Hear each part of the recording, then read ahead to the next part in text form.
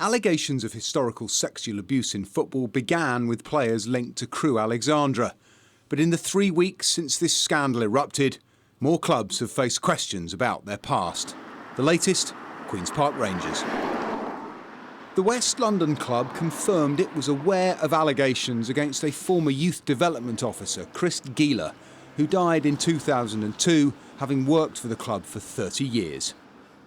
Queen's Park Rangers' current owners say they take child safeguarding very seriously, but Sky News has spoken to members of the youth team from the 1980s who say that rumours and concerns about Chris Gieler's activity were rife. These included young players receiving phone calls from the coach late at night at their digs.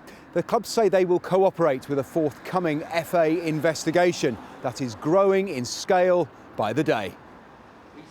The FA announced an internal review 10 days ago, but it has already replaced the chairman.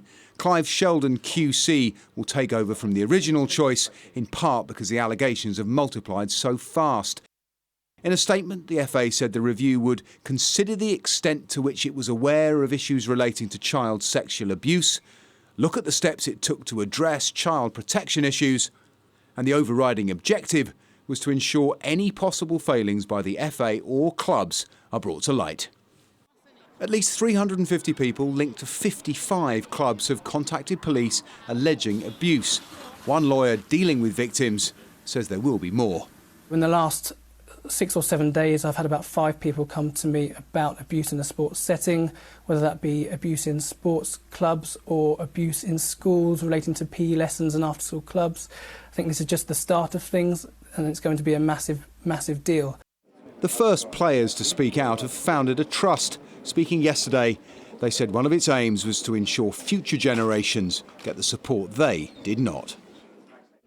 As a child, when you leave your parents, you should be treated like they treat you. The clubs should treat the children like that.